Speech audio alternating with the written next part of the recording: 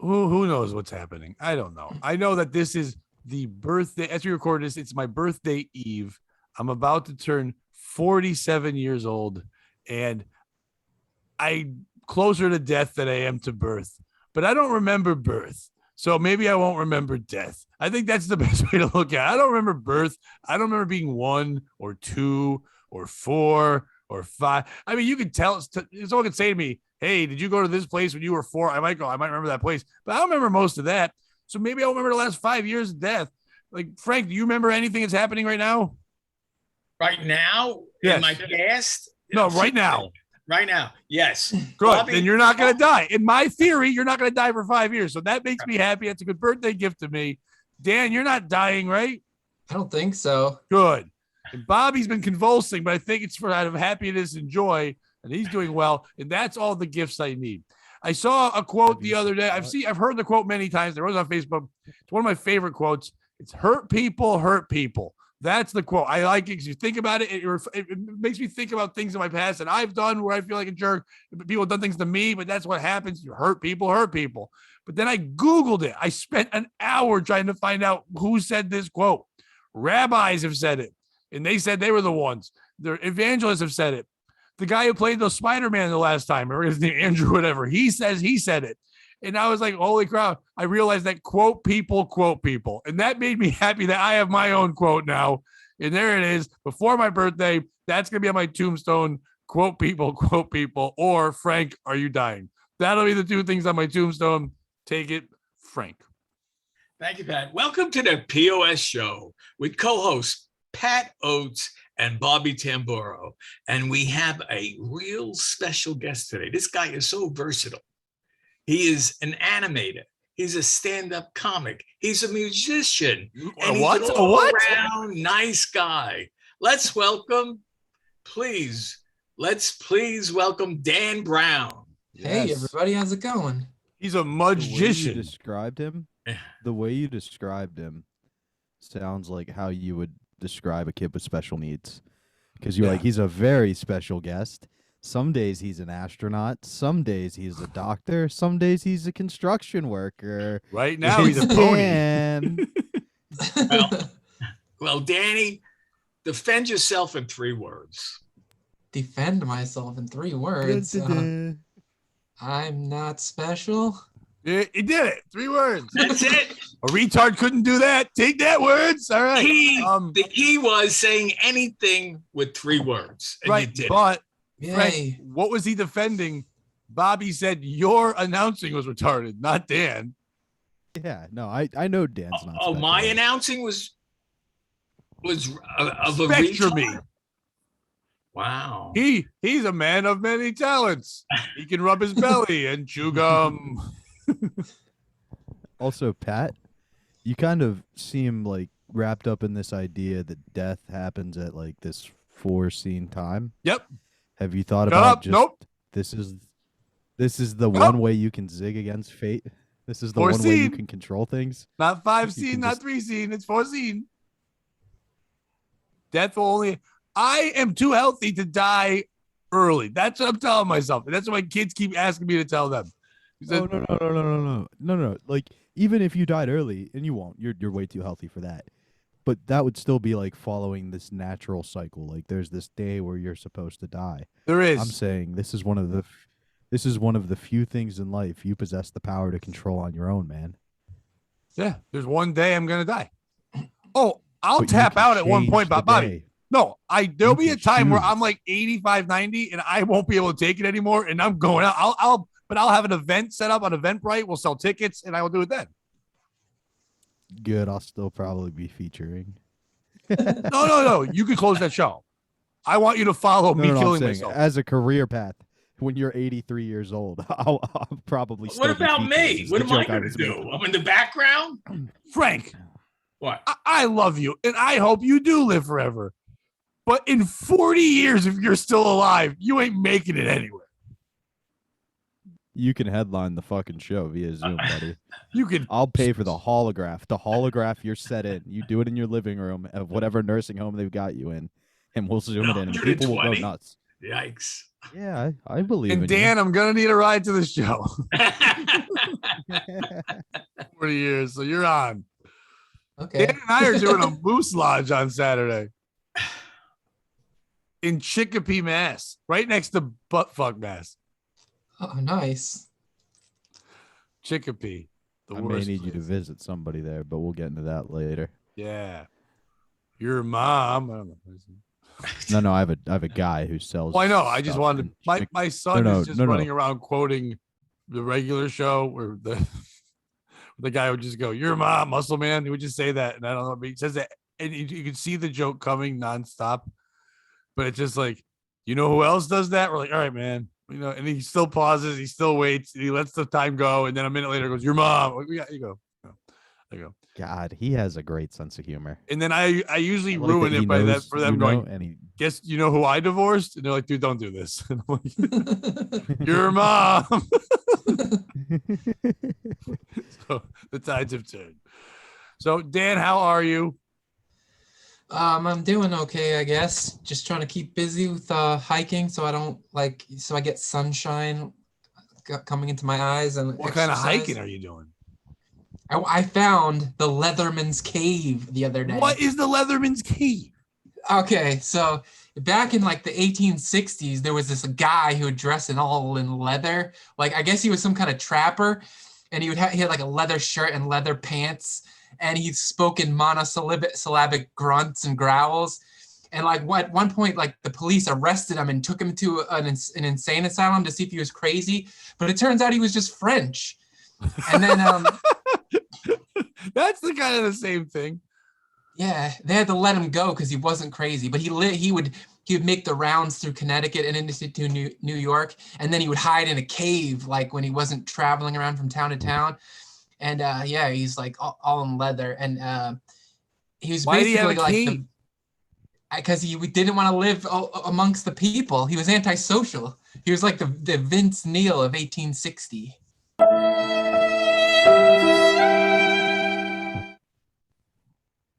We're gonna get just trying to add some sad music. No, but now we're not gonna be able to monetize. These are a meme soundboard. These are all allowed That to be you played that monetized. song for Frank when he came back, and then that stopped us. That one? Yep. I thought it was. You know, guess what else did? Paul Walker's song. I thought it was this one. No, we didn't get in trouble for that. Yeah. No one cares about that one. I remember that song. Yeah. When I came back. That's the one you played, Bobby. Right after Bobby said Okay. horrible things about like your loved one. So dying. I can play that one though, right? Well, I want to know. I'm disappointed, Bobby, because you wrote in the little chat thing, "Let me share," and I'm like, yeah, here comes some weird guy in leather, and then we got music. It's the Leatherman's Cave. I thought you were gonna show us like Judas Priest or something. Hello. Are you just hitting hello buttons? Hola, What's ¿cómo happening? estás? Ahí estoy, advertising con Craigslist. What are we doing? I need somebody to help me with ¿cómo se dice? Una situation. The situation's his penis. Pat, let me know when the show starts. I don't know what's happening right now. Bobby's trying to prove that he should have got a special needs announcement at the beginning. Bobby's a talented guy. He can do a lot of things. He can play a Spanish guy looking for his penis. What is that for? Why wouldn't you show us the video of that? Is there a video to it? My name is Juan Martinez. I calling before I talked to some lady and she hung up on me. There's no video. I'm just making all this happen. Where did you get this? Did you pay this guy to do this? Oh, hello. My name is Alejandro Juan Martinez. I calling now 5-6 times. What is his name? Anders. Oh, hello. My name is Alejandro Juan Martinez. I calling now 5-6 times. What's I his don't know name? what we're doing. I'm not sorry. making out I his thought name. this was gonna go better. Alejandro Martinez. But I thought this bit was gonna go better. My bad. I'm sorry. Let's get back to the show. Pat, you got a great story to tell us. What do you got first? No. I want that bit to get better. Keep going. Hold on. We gotta make the bit better. Am I gonna get in trouble? Am I gonna get in trouble? Why is he gonna get? Where is this from? Okay, but I have a simple question for you. What's the question? Oh, Sherry, I tried. I wanna get it. I wanna get in job for me. Can you help me, Sherry? Yob? I like when they say yob. Sí, ¿cómo se dice? Policía. This isn't getting better. Nope. We'll come back to it. We'll still go back. Not getting better at all. Hang on, let's try this.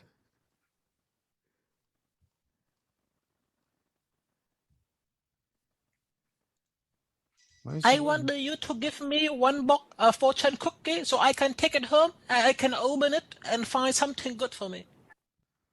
Nope. I don't know what's happening. What the hell you do, man? Get the hell! Don't throw on me! Don't throw on me! What do you do? Stop it! Stop that shit! What do you took a big shit inside? What do you think this is, huh? I don't know what's going on here anymore. I don't know either. That's pooping, and Frank is just tuned the fuck out. Hey, welcome to the Pat Oates Show, and co-host Bobby Tamburo, and our special guest, who is a animator, a stand-up comic, a musician, and an all-around nice guy, Dan Brown. Not Take it away, retarded. Pat. He nailed it the second time. I mean, the first time. Wow. I don't know what's going on. I'm done with the sounds. I'm gonna Are even you? stop sharing. I don't think you're done Yep. with this. I'm completely done. I X'd out of them. I'm not even sharing anymore. Why? Let's start with the first story. Because Well- something better will come to me. You're right. I'm better than that. Yeah, you Let's do don't the first ever story and I'll don't, jump in. just like I can't just say I might die. You made me say I have to die, whatever it was. You have to feel the same way, I guess. I was just trying to point out suicide's always a viable option. Yeah, this is the second episode that you've done that. What's going on? Are you okay? You know what? What if we suicided this and just started over real quick? We're not too far in, and we can start fresh and get rid of that embarrassing sound bit. But I like the fact that you stunk. I think that's good for the show sometimes. So it's just a big old stinker. Yeah. You'll get more fans this way. Yeah, Bobby, you'll get better at the job if you do that. If you take your losses, you're doing your job. It's fine. Sometimes we swing and miss, I guess. All right, let's do the first story. Well, should we do my first story? Should we do your first story? Because I heard you were on something that wasn't a good job. Maybe that should have been a stinker. Should you just start with that one? No, I need some time. Let's go to you or Frank. What is going on? Are you all right, bud? Yeah, I'm killing it, dude. No, but are you okay? What's up? Yeah, tune into Tuesday's episode of the podcast. I fucking crushed. Right. And I'll That's get why some it's more Thursday. I energy don't know what's and crush on this one. happening. I don't know, dude. It's not that you're not I didn't like crushing. it. Listen, you're always wonderful. I don't care what you think. I think you're gold.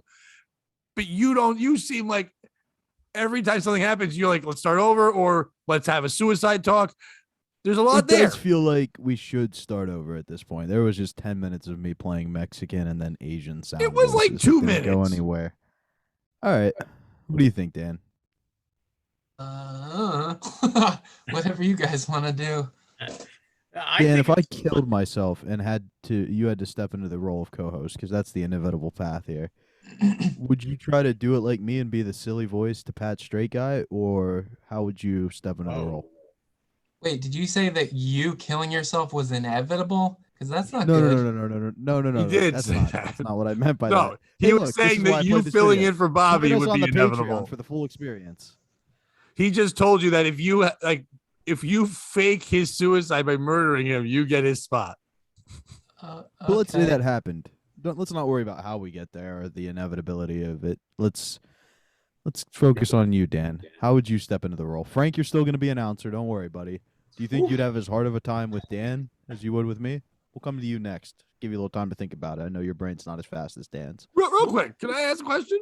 Oh. Why do you get to dictate who the fuck's going to be on the show when you kill yourself?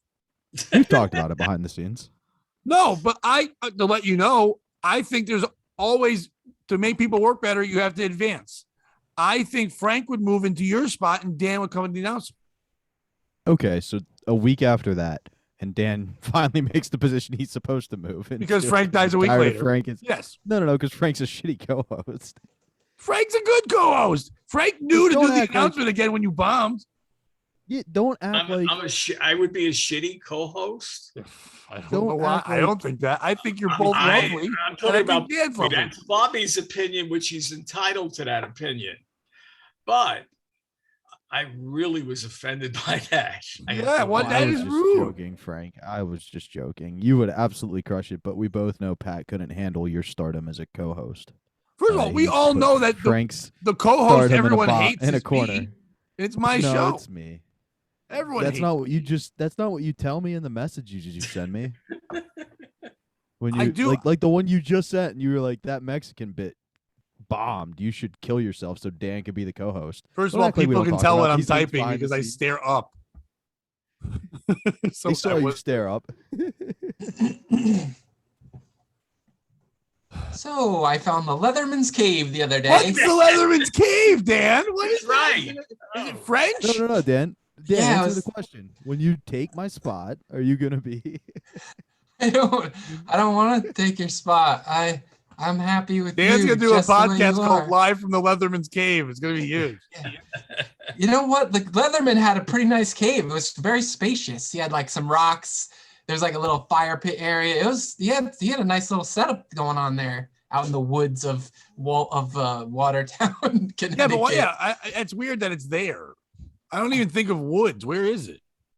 Like you got to hike on the Mattatuck Trail, and then like you kind of go on this unmarked trail off to the side, and it's underneath this big cliff, and it's not like a deep cavern that you can go. It's not like maze like. Messaged me.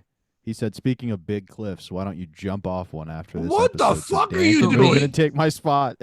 Me, I know some. Are you good trying to cliffs. leave the show? No, not at all. I was just trying to find some humor, and I tapped a little bit of oil, and like a Tex and I have just gone back to the same well time and time again, hoping Old Faithful would give me a chuckle, and it got one out of Frank, so we're good. I'm gonna drop the bit now. You Why have don't you not tell us the allowed Dan. first You one? want Dan to be a co-host, but you won't let him tell his Leatherman's Cave story. Yeah, no, you want him to be the co-host. I want to slowly knock him down a peg each time. Why? Why are So he we doesn't knocking take my down spot. pegs? I'm not doesn't on. take my I'm spot not as like on co-host? any pegs. I'm like I'm this close to rock bottom in real life. Why can't we all get along? I don't know, Why, Frank. Frank? I don't Because understand. it's so funny to watch Dan get uncomfortable as I talk about him taking my spot as co-host. That's what I keep doing. He's pegless Joe Jackson. Yeah. I can't find any good pictures of Leatherman's Cave, but it looks good. Yeah, it's a nice little cozy little cave. Listen, if your life is as off as the first 15 minutes of this podcast and you don't know what to do, I am going to make my first genuine recommendation in a long time. Oh, but don't tell people to kill themselves. Come on. No. Oh. This isn't a full read for them. This is just for one particular sauce. I thought you were going to tell people to kill themselves. That's what you've been doing for two shows now. Dude, no, that's not me. That doesn't sound like me.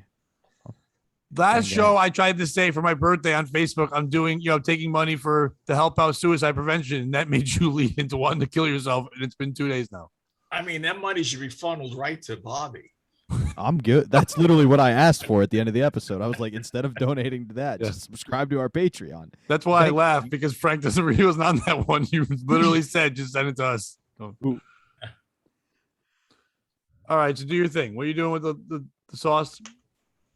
Oh, I was just gonna say, check out Chad Zumach's Mango Madness. It was a flavor I didn't give enough respect to, and I think lately it could make a lot more sense than a lot of people are giving it credit for. So Chad Zumach's Silk City Mango Madness. I apologize for the shitty reads I gave you in the past.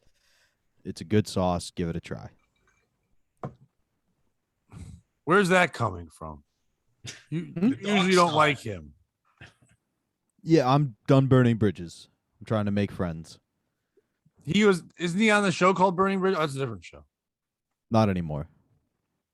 He actually quit recently. No, he was back. No. Like, as of this week, he quit because they booked somebody he didn't want booked. Oh, who was that? We probably shouldn't give him any airtime. We're Dan, giving you can Chad talk with Zumach him. and Kevin Brennan airtime. I don't want to give them airtime. Dan, we gave you can- suicide airtime. Dan, We you gave can that dis- Mexican guy, hello, my name is Yob, Stop bringing up whatever, my goddamn airtime. joke. We I'm gave the telling you, if you pooping just person fucking make the airtime. fucking joke. Tell me you finally told an interesting story. Tell me who it is. Is it Ski Mask? Dan, you can discuss this with him next week when he inevitably books you on his podcast. Stop saying inevitably. That was the joke I was gonna make. And then you would know exactly who it is. You're doing juicy gossip. I know what you're Tease it doing. out. I know what you're doing, Bobby. And no, I'm not going to start this show over. No, how badly you take it. You keep trying to do things where you think, well, Pat hates it when we talk shit like that, so he'll We're erase not talking shit. it. You No, want that no, Mexican no. thing to go. We're putting out a stinker, Bob. We're putting out a stinker. You're part of it. Dan's part of it. The Leatherman are part of it. Frank's part of it. The Mexicans part of it. Zumach's part of it. We're all stink tribe. We're all co-hosts of this stink job. Can we all agree this is Dan's fault for the Leatherman story? That was Leatherman was a great lovely. story. I just looked up all the pictures. I couldn't find one that made it look like a cave. It was just rocks. Frank, have you lost Rock, weight? cave-like rocks. Like they're very cave-like shaped rocks. Frank, All have you these lost pictures of weight some guy recently? posing like this in it. Yes. Ah. Oh, thank you for noticing, Bobby. You Yes, look great, I have. man. Don't you kind of think this is Dan's fault for bringing up the Leatherman story? I thought it was a fun story. We asked him Yeah. what he was up to. Usually everyone goes, nothing. He fucking Frank, added something. I mean, Remember there was a earlier- lot of information. There was a lot of nuggets in there. One, he was hiking. I like to get a little more into his hiking habits, number one. Number two, I did not know there were caves in Connecticut like this, no matter if it takes 3 rocks or 1,000 rocks to form a cave. I mean, he's bringing information to the show that I knew nothing about. And he And brought also- what could be a new character, the Leatherman, to us. Right. Yeah. First of all, for the first 5 minutes of his story, I thought he was talking about David Letterman. Leatherman, not Letterman. Well, I'm in your ballpark. That's what I take out of it. You know, I'm never right. Because I'm Leatherman around. sounds like he'd either be a chainsaw massacre guy or a child molester. Maybe he was doing that in the cave. Maybe he was molesting people in the cave. And if you're going to molest kids in the cave, you can't have Silk City hot sauce. No, I'm sure that he was going to end it to make Bobby feel good that he committed suicide in the cave. Yes. A cave would be a great place to commit suicide. No, it wouldn't. Nobody finds you. It's all about attention. Oh yeah, yeah. Well, Never mind. Obviously, Bears would eat your balls. Daddy would have found him. Yeah, I love stumbling upon dead bodies in the woods. Yeah, I've never have. Have you? in a cave. Not the human woods. ones. What other bodies did you find? I found a deer one time and like other animals had eaten his lips off. Whoa. So there was this deer just like no lips, just dead on the ground, and he had this gruesome, sinister smile. Wait, do deers have lips? Yeah, of course they have lips. I don't know. I've never looked at a deer in the mouth. Well, this deer had all of his all the flesh around his mouth eaten off, so it's pretty gruesome. And I Danny, think I thought you were going to take a different direction with that story. Not deer lips missing. I did- Where are you going? Frank, are you trying to crow job, blow job stories again? Oh, God forbid. No. Huh. It's about an experience from last night. And I just have to clarify something. I just want to know who's the POS in the story. So you're telling the story right away. No, I didn't say that. I mean, why should I follow Yes, he is. that? Hit it, Frank. Frank, Frank. Bobby You want just me- wants you to tell a story. All right, I'll tell Because a if they story. haven't Okay. tuned out Let- yet, they will after. Whoa, did anyone else see that right now? his head disappeared. His head disappeared while she pulled out that thing out of her mouth. So Bobby's head was whatever the fuck she was licking. It was insane. Now he has disappeared into her tits. Usually I'm the ghost, and now I'm corporeal. Who is that again back there? Who's that man? Fucking picture it's a hot man. chick eating popsicle. I don't know. Okay. Wow, look at Bobby's throwing his voice. Where is he? In the tits. All right. Woman burns her wedding dress in wild post-divorce photo shoot. Yeah, I'm going first. Fuck you. By Samantha Ibrahim. I don't think we've read too much Samantha stuff. Burn, baby, burn. That's how she starts it. She must have learned from our other boy, Ben Kosh, starting with dumb shit. A woman took matters into her own hands and set her wedding dress on fire in a divorce-themed photo shoot after she split with her ex-husband. Chrissy Blake, a nutritionist from Massachusetts, Massachusetts sucks today, poured alcohol on her $1,400 gown and set it ablaze to celebrate her divorce. The 41-year-old claimed her ex-husband cheated on her 6 times throughout their relationship and 3-year marriage, including once before they even walked down the aisle. Blake hired a photographer to snap photos as she swam through a lake, plus stomped on and then torched her wedding dress. She decided to go through with the shoot after she saw other women online doing the same. And by the way, if you look it up, a lot of fucking women do it. She took her children, Dominique, 23, and Braden, 6. That's a big gap there, by the way. 23 and 6. Along with her to the shoot site where they dragged the dress through the mud and soaked it in wine before burning it. I saw a divorce photo shoot and I just couldn't believe it. I had to do it, she told Kennedy News Service. I thought it would give me closure to being a big fuck you. It looks so much fun. What else was I going to do with a wedding dress?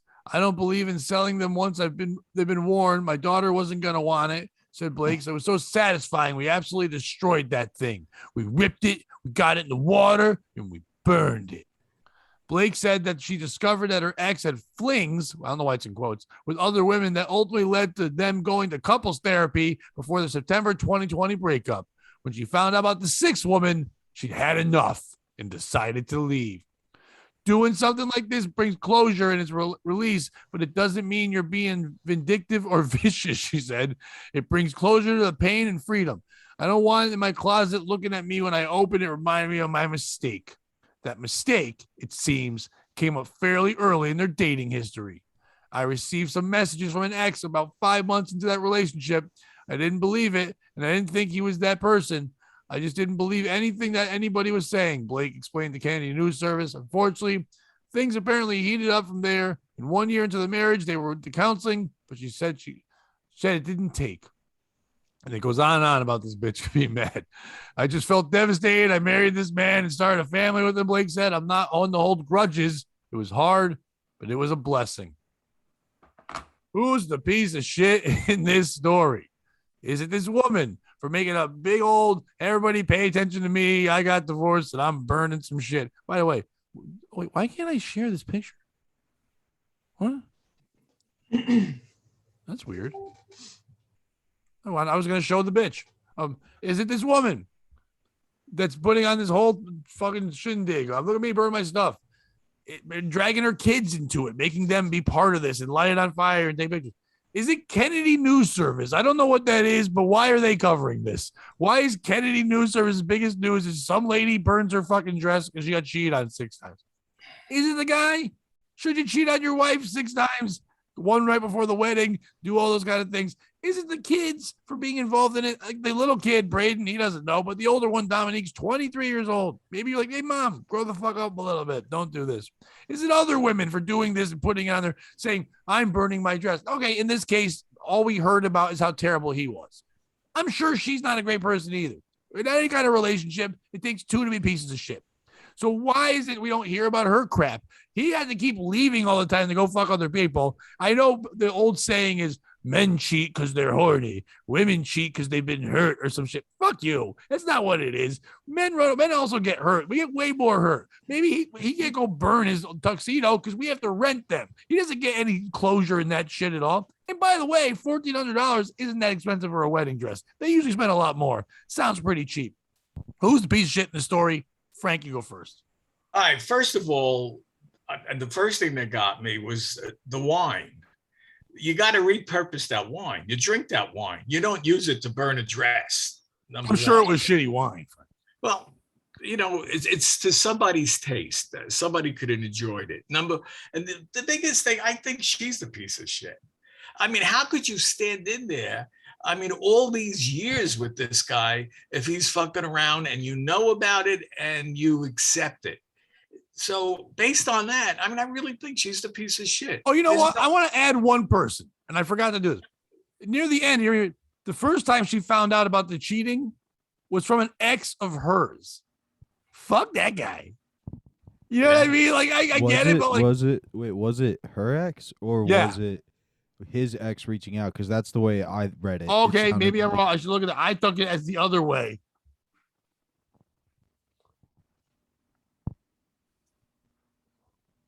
Well, I mean, you guys can talk while I'm saying it. Don't stare. Once again, we can't just stare and be silent. All you shitty co-hosts. I mean, Well, I I think mean, that just adds credence to the fact that it's probably the author. I received some messages from an ex about 5 months into the relationship. Doesn't say whose ex. So it sounds like it's his ex. That's Well, why because I that, I mean, who's I going would to think believe that more? his If I ex, got a message from one of my exes, I'd believe it that they saw something more than I'd believe a message from one of her exes if I was in a relationship, because I'd be like, oh, they're just trying to get her back and get rid of me. But either way, it adds credence that the author could be the piece of shit for not clarifying. Yeah. Yeah, we need credence. I don't know why I can't share today. I'm not sharing anymore, so you should be able to. No, I mean, no, literally, I can have the option to, and then when I go to click on a picture, the picture's not showing up when I have it there. It's weird. She's not a looker, yeah. but there's a picture of her boozing with fire, and it's kind of good. But either way, you can look it up on yourselves. Either way, Dan, who's the piece of shit? At first, I was thinking the guy, but it's like, I mean, this lady, who gives a shit if you destroy your wedding dress? Like, nobody gives a damn. I guess Like, it's a big thing, Dan. On the internet, I looked it up. There's a ton of women. Here's the thing, though. When I looked it up, a lot of the women that do it when they've gotten out of a very abusive or horrible relationship. Yeah, this guy cheated, but it's not the same. I get someone who's like, a monster was there. Like, I want to burn who that person is. I get that kind of sentiment. I get that. But just like, he cheated on me a bunch. 6 times. Are you even paying attention to this guy? He's running around all the time. But I just feel like it's so unoriginal. Office Space did it. You're gonna do that to your wedding dress. I cheat on this lady 7 times. Office Space did it, so grow the fuck up. Bobby. It's her. It's all the women in this story, right? Dominique. Like, if you're the type of woman who's going to set the dress on fire and stupid enough to soak it in wine, which isn't the type of alcohol that's an accelerant, like it only makes it harder to burn shit, like maybe look on the inside and think, what could I be doing to better foster this relationship? Maybe he isn't a piece of shit. Maybe I should go to the gym. Maybe I should get a little freakier in the bedroom. Maybe I should cook better. You know what I mean? Like, think about what you could be doing, not so much him. And the author's terrible. She wrote this as like a yes woman power piece, and literally everybody who read the story so far is like, she's a cunt. Yeah, that's it. Should have been called. She's a cunt. Yeah. And like, let's be honest. Why did they get married? Well, I'm guessing the guy who cheated 6 times wasn't the one rushing to the altar. So she put him through this whole hurdle of marriage that like isn't really necessary, just to then burn the dress to break the symbolic bond of the thing he probably didn't even want to be a part of anyway. And here's the thing. Women just always want to be alcoholics. Here's the thing. It doesn't talk about what she did. Like, was she cheating on him too? Of course, it didn't say anything bad about her. She's just an amazing person. Did it start as maybe like a monogamous relationship, and then all of a sudden, out of the blue, she decided she was polyamorous and that they wanted to date other people? And then when he started exploring his side of that, she got mad. And it's cheating when he does it because he's technically monogamous, because only those kind of clarifications matter to her. You know what I'm saying, Dan? You've about dealt with bitches. Oh yeah, I've been divorced so many times. It's a weird thing to involve your kids in. It's a weird celebrate. What are you proving? What are you showing? Like they didn't say that, but I'm assuming if they were together for a while, one of them is a child to that guy. And it's like, yeah, fuck your dad. Your dad's a piece. That's super toxic, and you're drunk, and you're teaching them that when you're mad at someone, light their shit on fire and get hammered. That's the message this woman is putting out. And I don't even want to do a male or female thing on it. And I should have made that joke before. It's not about men or women. That's a mental fucking illness we just read about. That's a crazy person who's like, all these things are. Now, there's no guy defending it. How come the Kennedy News Service didn't get a quote from this guy who might be like, I never cheated on her. She's fucking crazy. Like the one time she said like I was off cheating, I literally was buying her that wedding dress that she lit on fucking fire. And she even said, my daughter won't want the dress. Did you ask her? Maybe she does. Maybe it's about celebration and maybe making a new memory in the dress. Nope, you're a lunatic. You're a fucking lunatic. It's not a woman or a man or a thirdsy. You're fucking crazy. And you took a photo shoot, which means you either hired a photographer or you made your kid take photos of you drunk, just posing in another dress. There's several photos. She's got her with her feet up, and on her shoes it says like fuck you and RIP. And it's like, you're insane. Burn those shoes. Just move on, because now it's in the news, and now she's gonna go on Tinder and be like, I'm fun, no drama, please. And you Google that and go, you don't want drama? You're fucking super drama. You lit shit on fire, you lunatic. Can't one woman on Tinder just say, hi, I have drama? I would swipe that woman just for the fucking honesty. How are there none of them dramatic when all of them are dramatic? Sorry. You know who else the newspaper could have quoted? Who?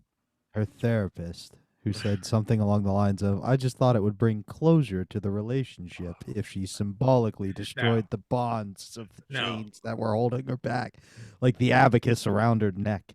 Finally, she was free, because that's the kind of bullshit therapists say right there. See, you're saying that, and there probably is some therapist who would say that.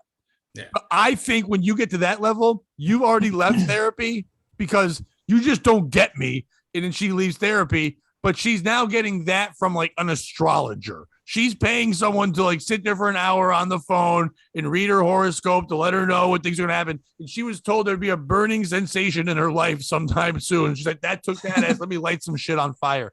She said she doesn't want to stare in her closet every day and see that. Why is it the first thing in your closet? Who the fuck has a wedding dress right there when you have 4 dresses? You put it somewhere else with mothballs like old bitches. I mean, she's the type of person who had her kids at the wedding dress burning ceremony. Yeah. I'm guessing she doesn't live in like a house. You guys don't That get seems it. more like a trailer activity. Yeah. I think, they live in the bond. They live in the Leatherman's cave. Yeah, she's looking for 15 minutes of fame. That's all. She set that all up so she could put it online on YouTube and get her 15 minutes of fame. That's what she did. She Right, but used Frank, in all of this us. day and age, She used all of us. but in this day and age, it's more like 4 minutes of fame, but everyone can have it, but more people get it than others. Why is the Kennedy News Service covering this? You're the Kennedys. You've got Can we enough just- shit going on. Can we You know, just you take know the one? Kennedys, they're probably screwing with her. Yeah. I mean, they're just take- probably having sex with her. That's why they did the story. And Can her we just kids. take 1 second to appreciate the fact that when Frank said, you guys just don't get this, that's where he went. I thought for sure it was going to be, you guys just don't get this. Back in my day, we used to play a fun game where we found the queer boy, and then we lit him on fire. Get it? No. Get it? Get where the term came from? He was like a bundle of sticks. What's the term for bundle of sticks? Tell him, Frank, you know. I'm not going there. I mean, you put words in my mouth. I did not say anything like that. And what did never that boy did put in his anything mouth like that made you burn him at the stake, Frank? I'm not going there. Popsicle. Notice he hasn't once. that's all we can see is that popsicle. Notice Frank hasn't once denied it. He's just said he's not going there. Bobby, I The know I've feds asked rest this your several honor. times. Are you okay?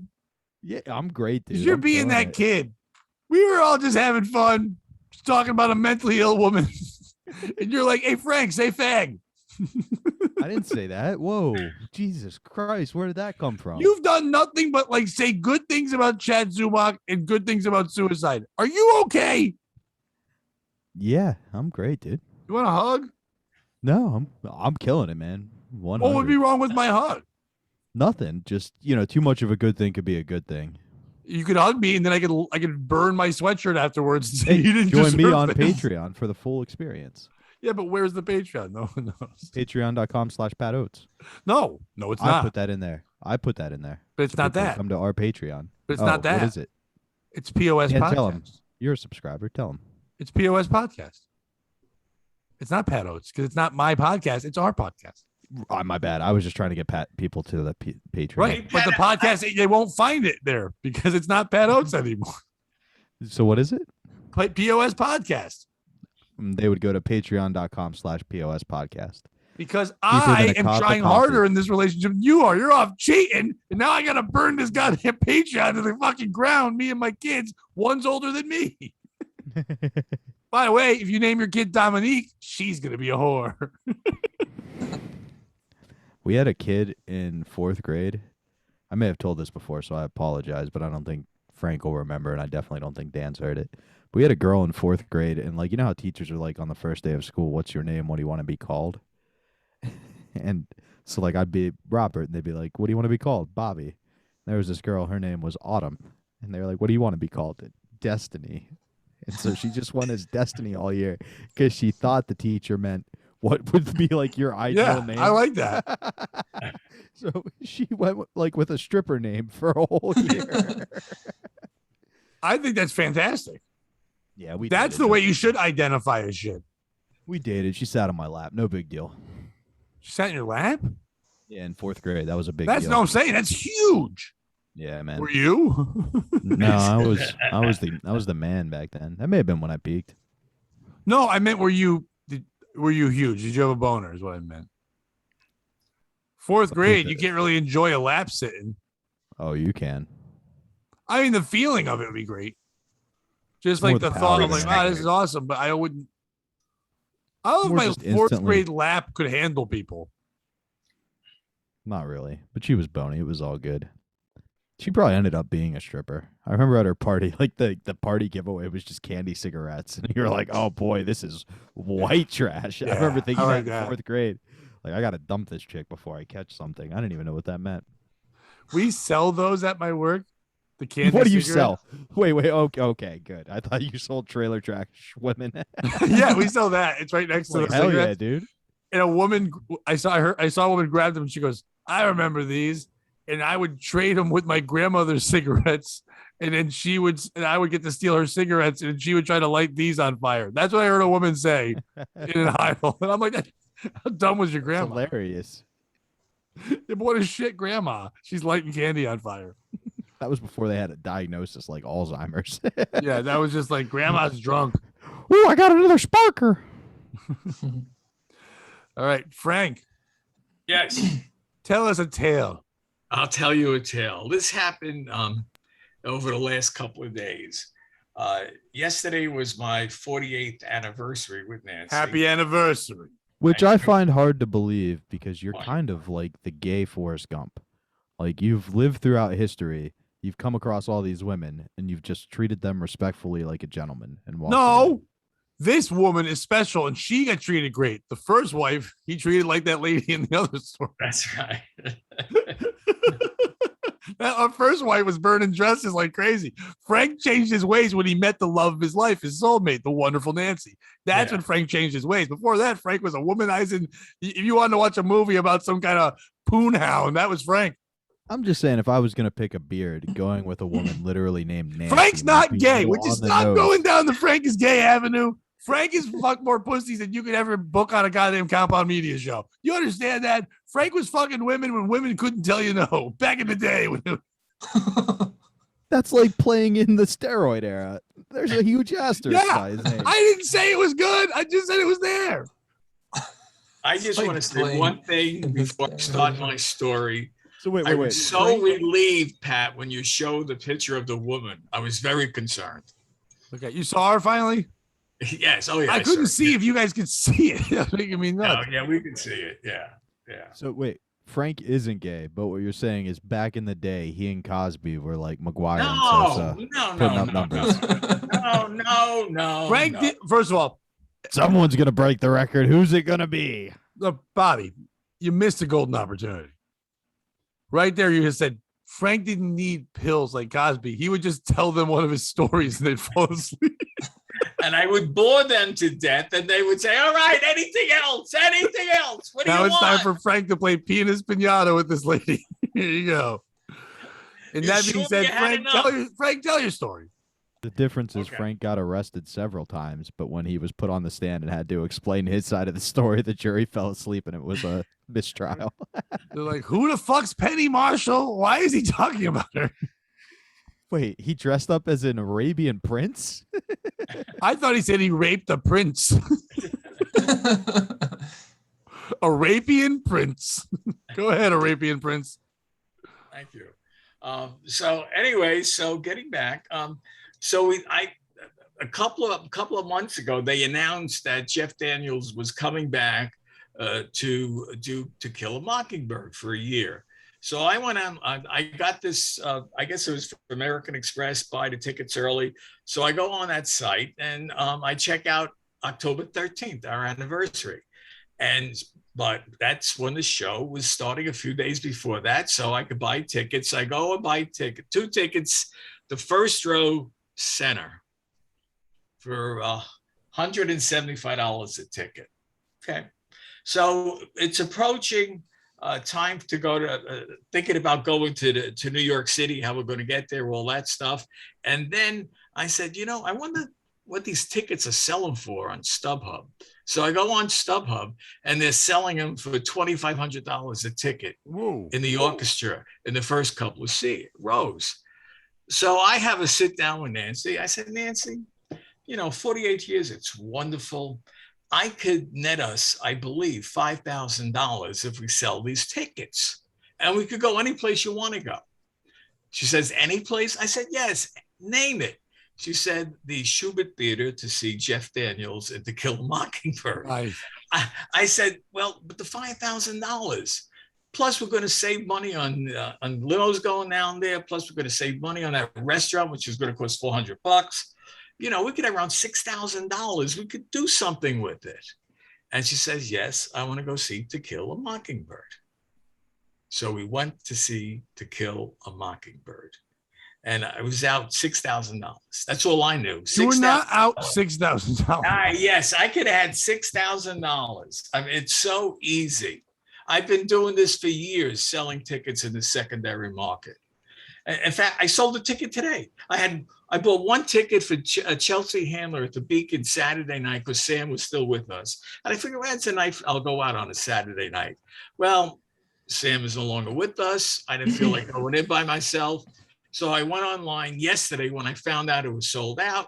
I put it on and somebody bought it today for $300 for a $95 ticket. So what I'm driving at is that this was a wonderful opportunity for Nancy and I to share something greater than one night at the theater. We could have went to Italy. We could have went to the wine country out west. We could have went to Carmel and enjoyed ourselves. But no, she chose that one night to enjoy a theater experience with the lead from Dumb and Dumber. So who is the POS in this story? You. Is it Nancy, number one? Is it me, number two? Or number three, is it StubHub for enticing me to do this? Meanwhile, Nancy just walked in. Yeah, she should. She should hit you with a frying pan for this story. So who is the POS in this story? I think Dan, go first. Oh no, I wasn't even ready. Bobby, go first. Frank. Oh. How many? No. I have a couple of questions before. So the first question I have to ask is, how historically accurate was the play? Because obviously you saw the original events. Okay, I'm gonna have to tell you. I'm gonna have to tell you. Led me in to tell a story. Okay, the movie came out. I'm the piece of shit then. No. In 1964, the movie came out. What is he doing? Right. Okay, the movie came out in 64. Gregory Peck had the lead role. Who? Say it a fourth time. Gregory Peck. Right. It was Atticus Finch. Now, I did not see it in the movies, but during the Academy Awards, Gregory Peck was going against Jack Lemmon, who was in the Days of Wine and Roses. And I thought that was a brilliant performance. And who won the Academy Award? Gregory Peck. I was upset. I was obsessed with Jack Lemmon, anything he did. He was my role model. And they took that away from him. I would not see that movie. I wouldn't go see anything Gregory Peck was in. And then about 20 years later, I happened to catch the movie on television and I immediately bought the book. It was a wonderful experience. Now, was it accurate? Well, they took some liberties in it. I admit that. They condensed. Was the black guy Chinese? No, he happened to be black. How black was he? He happened to be. He was black. You're comparing it to the movie.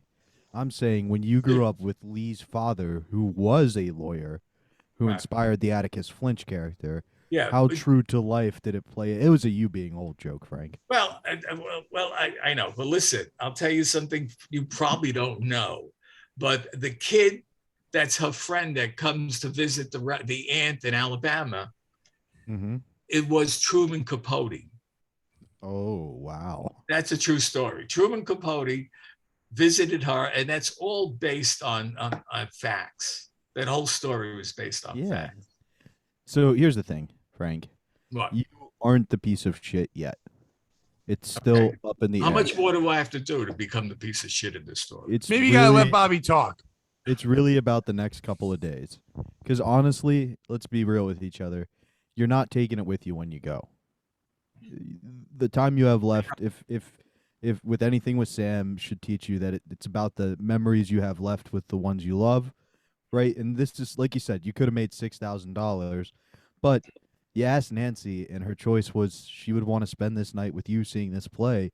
So if you go forward, you did the right thing. You saw the play with her. You didn't piss and moan and make it a fight. You agreed to do it. So it comes down to your perspective going forward. If you hold this against her for the next couple of weeks and ruin this intimate moment, then you are the piece of shit. If not, the piece of shit is StubHub for trying to get you to do it. You know what I mean? That's their whole thing. Like, they've created this entire market that really just fucks people who are true fans of the things, like you and Nancy, who would pay $250 but wouldn't pay $2,500. You know what I mean? So it's StubHub. So it's all about your perspective going forward. Yeah, thank you, Bobby. That was insightful. And I could appreciate what you said. And I would have to agree with you that I did enjoy the moment. But I did look to my left where Nancy was sitting, and I was envisioning another person sitting there. I started to think during the play, what if I only sold one ticket? I wonder who would be sitting next to Nancy. You know? That woman who burned her dress. The woman that burned the dress, yeah. Trying to fuck the black guy in it. So I took it like a good soldier. You know, I accepted the fact that she did not want to get the money and run with the $6,000, that she wanted to spend the night with me. And so I looked at it. She thought of me as worth $6,000 to share this moment with her. And there would have been a time in your life where you would have paid $6,000 for the opportunity to win her over. How nice that in your marriage you still get to make that decision at the end. You're right. I would have. I mean, Nancy's a wonderful person. Yeah, you just made it seem like she died. You're like, she was. No. Well, no, I mean, I remember when we were getting married. She's a very religious person, Nancy. Nancy goes to church every week. She teaches kids Sunday school. And we could not get married in the Catholic Church because, there you go. That's from the movie. Hello there, it's me, Frank. I'm so happy you came to my movie. You saw me there, me and Jeff Daniels, and your wife looking good, Frank, looking real good. It's me, Tom Robinson, from that movie. I'm the one in overalls. Well, you know Gregory Peck. That bitch's hat behind me. That's crazy. Look at that hat you wearing. You in court, bitch. Take your hat off. Respect the court. Why you wearing a hat like that? Never gonna Frank, bust up some who's ship gonna rope sit for you next to your again. wife? It's gonna be me, Tom Robinson. That's who's gonna sit next to your wife, Frank. All right, that was way too sentimental for me. Can I change my answer? Yo, Bobby, Sorry, I why got- don't you go to the Leatherman cave and kill yourself, motherfucker? It's me, Tom Robinson. Fuck you, Boo Radley. Fuck you. I like Boo Radley. Fuck you, Dan. Yeah, I know your name. I know all your names, motherfucker. Yeah. And guess what, Frank? I did do it. I was guilty. They freed a guilty man today, and I'll do it again, motherfucker. I can't wait. You know, I'm getting these bitches. He just walks out shooting people. Oh, I'd love that ending. The piece of shit is the author of To Kill a Mockingbird. oh, It's a fucking terrible story. Like, it does nothing. It doesn't really teach you anything. My only memory of the book is being forced to read it in 8th grade and just not doing it. And then the teacher being like, well, what'd you think of the ending? Did it change your opinion? And me being like, well, it caught me off guard, but no, I still didn't like the book and having to pretend like I knew what happened in the end. It doesn't do anything. What's the point of that story, Frank?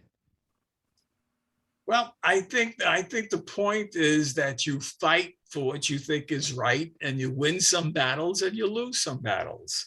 The problem was that he was ready to challenge the verdict and go to trial again, and but he died. So there was no point to it. But the point is that you teach your kids a lesson, which you did, and hopefully they understood it, and that he stood by his values and he thought was what he thought was right. He did it, so that's the moral of the story. Right, but then the ending is your values and standing by them don't mean shit in the end. So just sell out and you'll be a lot happier. It's a corporate takeover book. It's a give up on your dreams and work in the factory book.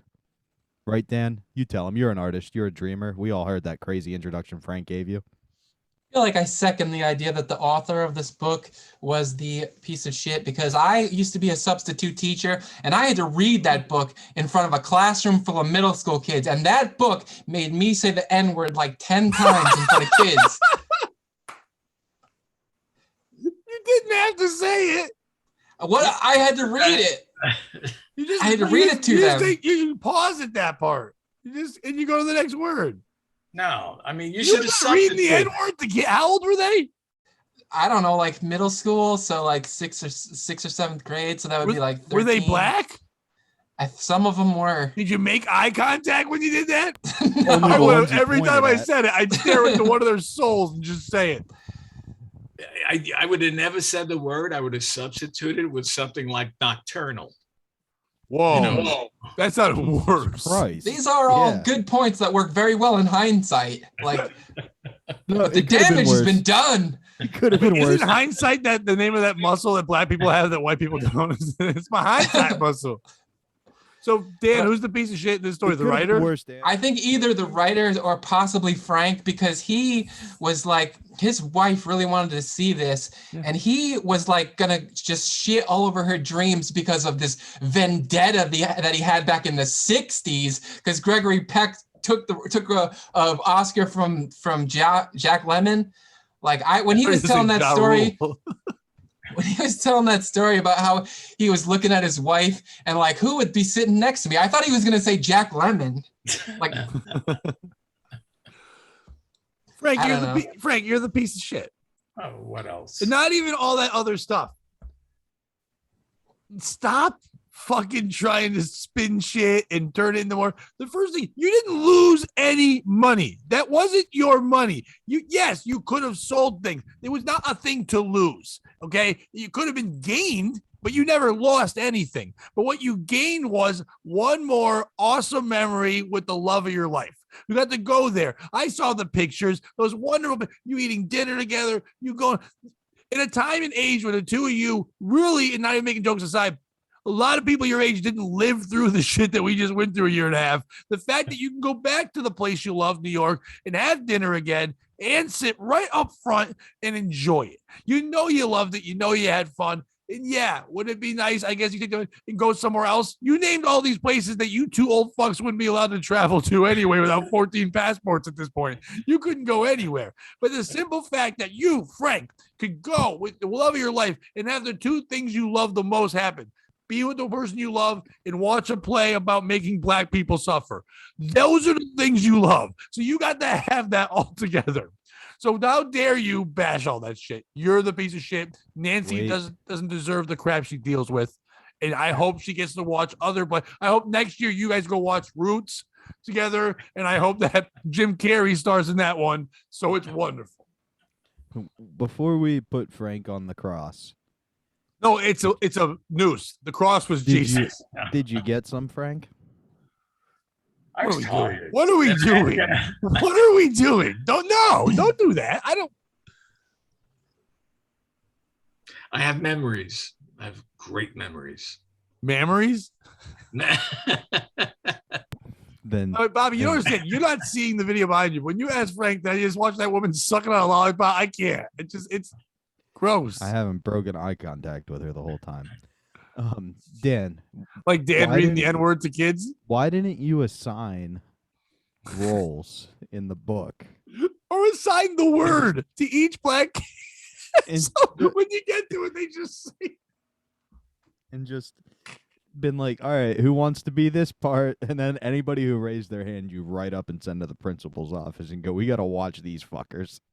Oh, man, the great ideas. But, man, if only I had a time machine. Well, I mean, Dan, that was a long time ago you did this. I mean, 20, 25 years ago, I'm not sure. Do we know how Frank holds on to things from a long time ago? Gregory Peck. Gregory Peck sucks. Thank you, Pat. No problem.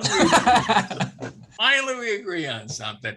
He's stiff. He doesn't move around. I mean, he's a big lug. He's a lumbering mess. Whenever he tries to do any kind of voice, it just sounds like his voice. You know, it's awful. Not everyone knows it, but Dan and Frank will get it. He sounds like he does worse impressions than Ed Seward. Is he the Nick Cage of 1960? He might be. No one's as bad as bees. Like it's Nick Cage is at his own level, whereas Vin Diesel's in the Nick Cage level, I think, but in the opposite, where he underacts someone. So it's like either way. But Gregory Peck, it was time. He was bad. But he was a handsome, not even handsome, but he looked like the everyday man. So he got all the roles because he had the everyday man. He looked like Atticus Finch. I mean, that's who he looked like. He looked like somebody that was very that was a fictional person, so he didn't look like that. He looked like the guy he played. Do you know Ted Danson looks like Sam Malone? To be Bob Ewell. I know it's going to seem bad, but you're the only one who's legally allowed to read his lines, so I'm going to need you to be Bob, Jamal. Yep. I'm going to need you to read it slow. Yeah. Like Tom Robinson would. I know you're going to think A, but it's an ER, unfortunately. Oh, no. You wouldn't think that because it's literally written down. It is written down in the book so many times to where the people that were editing. I'm teaching at a school where Dan's allowed to be a substitute teacher. We don't actually have enough textbooks to go around. It's really just an audio book that I allow one student to listen to one line at a time, and then they have to repeat the line to the class. And it's a cassette tape, so it's an old school Walkman, and we occasionally keep running out of AA batteries, so I got to keep going and buying AA batteries, and nobody's paying Dan for the AA batteries. It's just coming out of my paycheck, and the government doesn't handle that. Back in the day when they first started doing Audible books, and they were just like trying to record all of them, they weren't using like famous voices. They were just getting people or whatever. If you're a guy like Dave Hintz, who's been on here, he's been paid to do that. He does some Audible book things and reads and stuff like that in the books, and no one knows who he is. He's just a guy who reads the books. So you just get sent a bunch of stuff. But it must have been great when you get the book and you're like, I get to say the N-word how many times?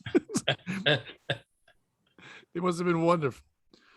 Dan, did you go into every class like the beginning of Dead Poets Society? All right, I'm going to need you to open up the first 5 pages of your book and tear it out and throw it away. Oh, man, this is another good idea. You guys have met Dan Brown. This is Daniel Brown, substitute teacher, changing lives through inspiration. I'm not Dan Brown. I'm Dan N-word. Oh man. Hey, Jamal, I know I put you in an awkward position earlier, but I'm going to change your life.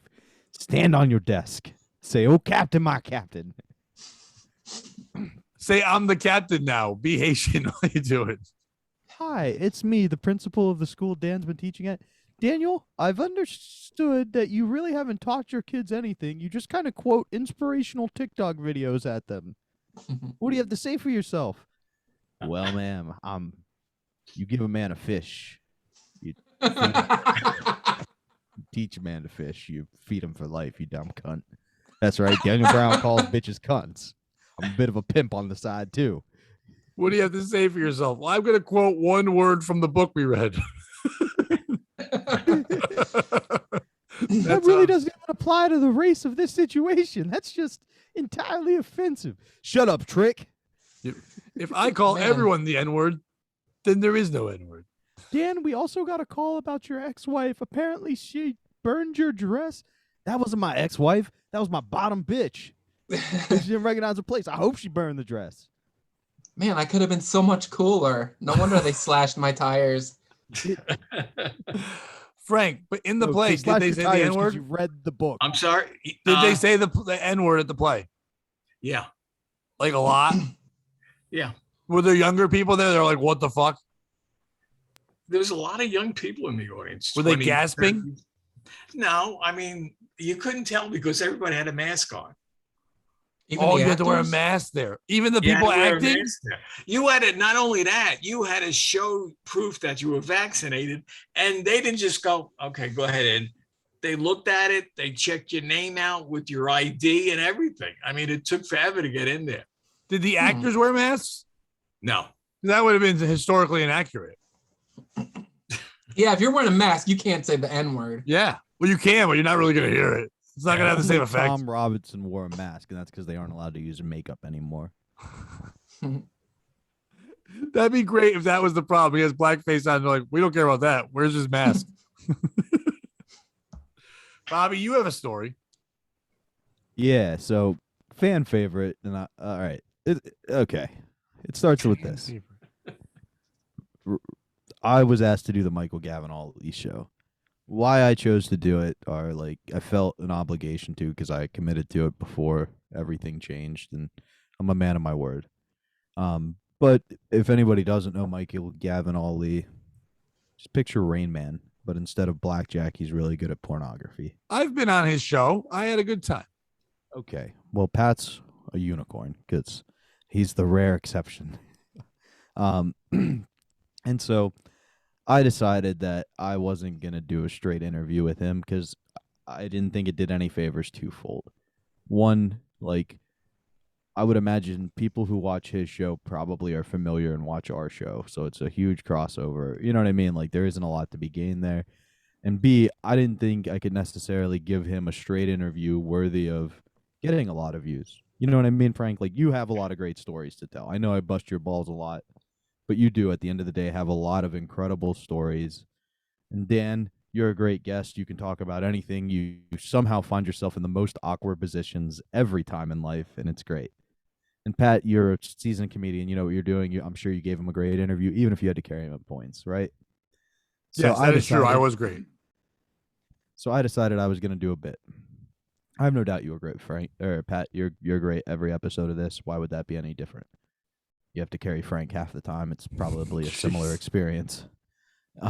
You couldn't just compliment everyone. You had to at one point go, no, fuck this. I mean, I have to be true to myself, which is Yes. what I did with this bit, where I brought fan favorite Ray Catolo on with me. And I guess the story we ended up going with was that I shish kebabbed through my tongue and couldn't talk. I always talk like this. So Ray was my European Sign Language interpreter. And we decided not to do American Sign Language because we thought those people would write some stern worded letters. We didn't think to do a lot of chanting in unison or anything, but probably a lot of stern letters, if you catch my drift. Do you get that, Frank? Yeah. Okay, just making sure you're keeping up here. So the whole bit was this. Basically, we inferred and definitely didn't have his producer send us the questions he was going to ask. And we wrote a mean response and then an actual answer. So he would, Pat, pretend you're Michael. Ask me a question. Bobby, do you like Teenage Mutant Ninja Turtles? So I'd sit like this for a little bit, and then Ray would go, Michael, before we get started, I have a beef with your name of the podcast. It's where comedy and porn meets, and that just sounds like you're the asshole. And then I'd be like, whoa. And then I'd do this again, and he'd be like, oh, yeah. It's a weird question to ask me about Teenage Mutant Ninja Turtles, but yeah, I guess as a kid, I was a bigger fan of Casey Jones because he was actually human, and I could relate to him a little more. And then we'd do it again, and he would be like, Michael, if you didn't have fingers, you wouldn't wear gloves. So without any semblance of podcast abilities, why would you have a podcast? And then at one point, Michael Gavin Ali admitted he would fellatio Dave Landau and a bunch of other male comedians. And not like, oh, I would just do that, like intimate details as into why. And at the end, he kind of broke down and was like, thanks for doing the podcast, Bobby. You're great. Ray, you're a piece of shit and you're terrible at your job. So who's the piece of shit? Is it me and Ray for bringing something to the table? You know, trying to make chicken salad out of chicken shit? Is it Michael Gavin Ali for having me on his podcast and expecting me to do it straight? If he says he watches this show, if he actually does, he knows I don't play anything straight. Or is it anybody who watches me and Ray on the Michael Gavin Ali show? We'll kick it to you first, Pat. It's you. Because he was put in a spot that I've been put in before. Yes, Bobby. We all appreciate the fact that you go outside the box, you stick to your guns, you like to have fun and do crazy things. But as a person having their own podcast, you're hoping that when you have that person on, you get to see the behind the scenes, the regular Bobby. That's why you have them on. You're not having them on so they can come on and just do this train wreck thing to the point where you have to stop doing your podcast. Just like we've had happen to us here before, where I had people come on and say, well, this is what I do. I said, well, yeah, but you came on my show. This is not your show to do your thing. And you're also dealing with obviously a guy on the spectrum who in many times in his life has been seen as a joke. And he knows that. He does know that he's the joke of the wet spot. He's the joke. Well, look, it's so weird that he's with porn stars. So he's trying to make these things happen. Yes, the show is a tough watch. He's not really a good interview, but he tries well. I had fun with it. And I think I told you that if you watched my episode on there, all he did was ask me a question. And when I would answer it with a way that would start a conversation, which I like to do, he just moved on to the next thing, completely ignoring and stonewalling everything I said because he doesn't understand how to move on to the point where me and the producer were laughing. And I like the producer guy. He's great. Michael Gavin Ali, before anyone even said yes to being on the show, tagged 20 people the first time he ever had a show and just said they're all going to be on. And I even was like, I didn't even agree to this yet, but he tried. But he basically, Bobby went into a show. Frank, if you went into someone's house and they had special needs and you're like, let me see how I can fuck with them. That's what Bobby did. Instead of just going, hey, let the Special Olympian have his moment. That's all he had to do. And then you bring poor Ray. Ray, a wonderful guy and a tremendous improver who, by the way, has no need to go in there and do it. He's just doing what his friend Bobby wants him to do. We've had Ray on here. He's fucking hysterical and he's so quick and so goofy and weird that I can see why that Michael will be like, fuck this guy. Because why would Bobby do this to me? So you didn't even own you being an asshole. You had a sacrificial lamb be that so you could taunt a autistic man or whatever he is. So you're the piece of shit. Hang on a second now. Is not treating somebody like an equal the definition of equality? Just ponder that as we go to Dan for his thoughts. I'm not pondering shit. You in this situation, I don't care about being equal. I treat no one like my equal. But I always think people are better than me or lesser than me. I never think even because I don't know what the fuck I am. But I'm not saying equality. I'm saying you didn't give him a chance. You already said, already knowing going in it's going to be terrible. Already knowing he can't do anything. But you didn't know because I went in saying this might be bad, but I just let it go and I had fun. And I let him do his thing. Now, would that not be me bringing my A game, though? It's not about you bringing your A game. It's about him being able to take it to lead you to his A game. His A game is your C game. I'm not shitting on him, but you're seasoned. You do this. You're in all aspects. You're in the booth. You're on shows. You do everything. He's an autistic man who likes porn. Dan, go ahead. Yeah, Dan, what do you think? I don't know this guy, but considering the fact that I had this big fight in the CT Comics thread and everybody was calling me retarded, I feel like I need to not shit on this guy because maybe us retards need to stick together. Just so you know, God damn it, 2 Frank, days I ago, told we did you. a podcast. Real quick, Bobby. I think Dan needs to hear the good, not only the bad. 2 days ago, we did a podcast and we had a guest on, Emily Santasiero, who went by Emily Sierra now because her name's on. And when your name was brought up, she thinks you're wonderful and she thinks she doesn't understand why people would make fun of you in any way in those CT comic groups. And she was bashing on them. And she said, yes, you seem awkward around people when they smile at you. And I said, that's just Dan's thing. But she was saying he's great. And I said, it's just haters because they're hating the wonderful, I know Bobby used it, the unicorn that you are. So go on. Yay. Yeah. And Steve Manzow, if you're watching this, get to work, buddy. Go defend our boys' honor. Go ahead, Dan. Oh, I don't know. I guess I'm gonna go with can I pass on this one? Because I feel like I don't know enough. Put it this way, Bobby. Okay, Dan, you're you. But when you come on this show, you just show up as a guest. You let us do our thing, and you add when you're supposed to add, right? Yeah. That's all Bobby was asked to do. Bobby was just asked to be on a podcast, not to get a third guy, not to pull an Andy Kaufman-esque thing, not to try to like sabotage this guy because he thought it was going to be a bad time. You've been booked on comedy shows where you're like, I hate this booker. Oh, why is he putting me on this show? Oh, I hate the people that are going to be there. But you still went and did your thing. You didn't just try to go nuts and crazy. True. But do you not come to every gig and go, okay, this might not be what I was expecting. How can I kill given the things in front of me, right? Like given what's in the room, how can I kill? You know what I mean? And No, that, I just kill. I'm kidding. Fair enough. Fair I enough. know it was no, I'm kidding. But no, I to be fair, I used to do that. Now I just look at the room and I go, what am I working on today? And I don't care what the situation is. I have shit to work on. And I use it all as a workplace. Now, a little bit to add here. He tagged Carl from Who Are These Podcasts. So, like, let's say... Which I've ends up also been a getting guest there. on. Look at me. Right, yeah. And let's say it gets on there and this gets him more views. Then would you change your tune a little bit, Pat, and say, okay, it actually accomplished what Bobby set out to accomplish and brought a little more viewership to both of our things? Just a thought. And I'm not saying you're wrong here. Wait, so because he tagged Carl, you think that you did a good job? I think kind of mission accomplished. Yeah. I think Carl would have made fun of that. To be honest with you, if Carl, knowing Carl's show and what he does, if they're going to make fun of that show, they're going to make fun of it for the regular interviews and how he doesn't pay attention to their answers and kind of just talks. And what you were doing was so out of crazy that actually would be like the fun episode, to be honest with you, in Carl's perspective.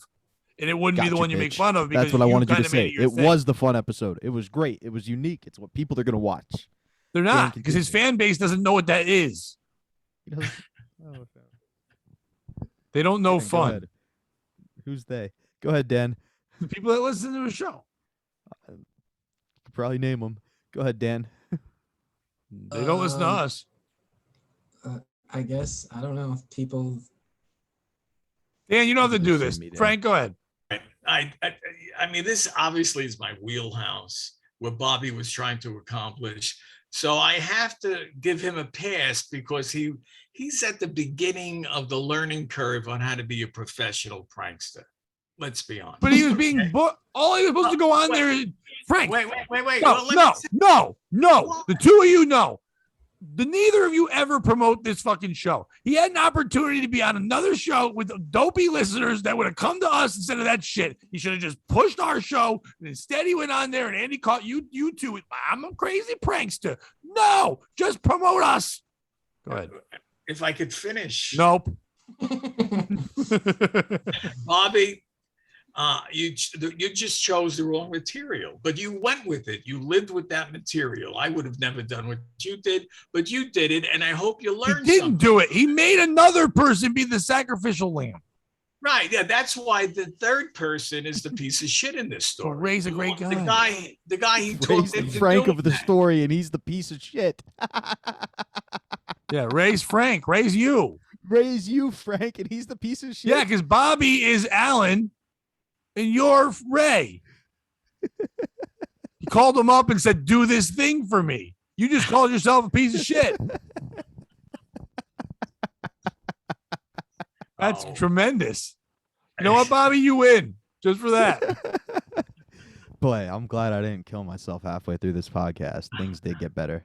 Who's that? That's Michael Gavin. Michael Lee, whatever. That's him. And then some porn star. He loves porn stars. Oh. So 19 then. And someone in the background with a weird mask and a Deadpool outfit with a baseball cap on. Oh yeah. He's totally 15. Oh, yeah, 15 or 19. Did you just play that game? Yeah. If no one else caught that, that was the greatest. Bobby walked away from the greatest thing of all times. Which one were you? Fuck anyone else. That's hilarious, Dan. I'm mad I didn't think. Why is no one else laughing? This is fucking hysterical. Bobby, you just What missed did I that. miss? Yeah. I put this picture up, and as we were all talking, Dan just goes, I was thinking 15, but I'll go with 19. Oh, You thank killed you it, for Dan. also enjoying. Fuck you people. This is No, why that we was can't have nice amazing. things. That was fucking great. I don't think we're going to be able to top that. Well, Frank's story about loving the N-word so much he saved his tickets. Oh, God. So, Bobby, you don't think you're wrong at all? No. Like, If at all. hang on a second. Let me truly give you no work, the actual thought here. I genuinely believe that was the best result of a podcast we could have gotten together. Like, I don't think if we had done it straight, it would have been as entertaining as the final product. Now, I do see that you and Frank and Dan, who wants my seat, and I can see it in his eyes, said that there is some truth to the fact that it is his show, so I should have talked to him to see if he was okay with being the butt of the prank. I do see where you're coming from there. And honestly, going forward, I probably would not do that still, because I think it's funnier when you don't know what's coming. But I will do things like I've done with you in the past, Pat, where I'm like, hey, I have a goofy idea. Do you care if I try it out? And I feel like that would be a better solution around, just so they at least have a heads up. Because I get where that's coming from. Like, if I'm doing something extremely ridiculous, being like, hey, are you cool with that? You know what I mean? So they at least have some idea. Like, if, let's say his father had just died or something, and that's the shit he had to put up with, then, you know what I mean? Like, I get where that would be bad. I don't think just this instance was necessarily that bad. Does that make any sense? Like, for example, though, and I won't say names, but we had a guest on who came in with some mindset one day and said that was going to be their mindset. They didn't say that to me or anything, but we're trying to have a flow and have fun would not allow the show to happen. And to the point where I had to stop doing the show, and it was time wasted by me, and me inviting the person to be on the show. And they came in without just being open-minded. Why come on the show then if you're gonna just do your own thing? And you and Ray could do your own thing and be fun. You don't even need him there to do that. It could have worked. And also, you're saying, does he not know who you are? Of course he knows who you are. He only knows Compound People, to the fact where he watches you so much that he probably saw you live earlier in the day not have a skewer in your fucking mouth. The fact that you tried to say you couldn't speak, probably 5 minutes earlier, he watched you be on East Side Dave or some shit talking. So he knew That's you were fair. just being a dick, but he's autistic and doesn't know how to say that. I don't think he did. He probably That's the did, but he's best part like, of it. he He has the same issue we have, where every week he tries to book what's her name, Barb's, and then she doesn't show up for anybody's shows. So he finally gets someone. He was supposed to do 2 shows when he did mine, me and her, and we just did a longer one instead. When I went into it, I thought it was gonna be bad, like I said, but I didn't try to train wreck or whatever. I just had fun. I was myself. I talked more than he did to kind of carry the silence, but it was fun. I don't know if anyone watched it. I don't even know the name of the podcast. It's the Michael Gavin Ali show. All right. Yes, it's I'm pretty a awesome. man with the mic in my hand. So Joe, check that. Is that episode out? It's literally airing as we speak. Okay, so everyone go watch it and let's get them views, and then go watch mine, and then why don't we talk next week about whose is better? Yeah, we'll put a little poll on the Patreon. Yeah, this won't be on YouTube. With your fucking Chinese shit at the beginning, whatever. It's fine. Does anyone else have a story they want to share? Hang on, let me check. my Leatherman's notes. Cave was amazing. Yeah, how was Leatherman's Cave? Was it great? It was great. It was the best. Actually, it was the second best cave that I found. What's the best cave you ever found? Dead Man's Cave at Sleeping What? Giant. I've been to Sleeping Giant. I didn't know there was Dead Man's Cave. You hear what he's implying, don't you, Frank? He wants me to be a dead man so he can take my spot. No, I mean I would never do that. But I mean, if It's- you're gonna Dan, commit suicide, this it's is a good gonna one. be- To do it Dan in. is a good guy. He would never That's do that. that's what they say about every. They guy do, who's Frank. They do serial say killer. it. No one's ever said that was a bad guy. I'm not saying he's gonna go Ted Bundy. I'm saying he's probably gonna go girl who texted her boyfriend. Like, just do it, you pussy. Like I'll- that level of killer. Bobby, I think there's a better chance you would get rid of Pat, so you could have the whole show to yourself versus Dan getting. Do you rid know of how you. happy people would be? Do you know how happy the people watching right now would be? Like, imagine that show without Pat and just the 3 of you. They would love that show. And you guys still call it the Pat Oates Show? They would love that. We probably would. Definitely. Here's the thing. So you know how like the CIA psyops people with women, they're like they profile you. So like Dan, they would take all your information and they would look at you and be like, okay, this is the exact type of woman we could get to put Dan in a compromising situation. So they find that type of girl and then they get sensitive pictures of you so that you have to do what they want. You know, you guys are familiar with that concept, right? Yeah. Yeah, Frank, you know what I'm talking about? Yes, Pat? yes, I yes. don't, Okay. but that's all right. Okay, but basically what they do is they like profile you and they're like, okay, this is the type of woman that could get Pat to cheat on his wife. Like the exact type of woman. They throw her in your life and get you to cheat on her. You're a senator. And so they get you to do what you want. Like, I would never cheat. no, okay. Because then Here's she the would point. burn her dress. Exactly. I don't want Here's that. the point I want to get out there for the CIA that's obviously listening to this. Lindsay Lohan. Yeah. I'm not talking about a replica. I'm talking about at that point in time, Lindsay Lohan. You don't have to do any research. You just need to look at this podcast and send Lindsay Lohan my way. Here's the thing. You just send Lindsay Lohan into my life, I'll do what you say. You won't even have to blackmail me. We can just skip the whole criminal part. All right, back to What you, does Pat. the FBI want you to do, though? Yeah. Lindsay Lohan? Hopefully. Yeah. Wouldn't that be a win-win situation? They're like, Yeah, that'd be "Bobby, for the great. We need you to purposes fuck of Lindsay national Lohan. security." Come on. When you said Lindsay Lohan, I immediately went to Saturday Night Live right when she was in her prime, Yeah. and she did a bit on that show. That was great. Oh, dude, That was she's the great. It's shit. still etched in my mind. She was so good. Hang on, I want to live out this fantasy a little longer, Frank. The FBI comes, hey, Bobby, we need you to do a real favor for national security to the point where you can name your own price. All right, boys, I'm inclined to hear you out. We need you to date Lindsay Lohan. Oh, my God, you're not going to believe this because the one thing I was going to ask you for was coincidentally Lindsay Lohan. You have yourself a deal, gentlemen. I hear you have a lot of secrets that involve national security. Exactly. Here's a game we haven't played yet, and all 3 of you can play. I was Are saying you we can guys play familiar? 15 or 19 with pictures of Lindsay Lohan.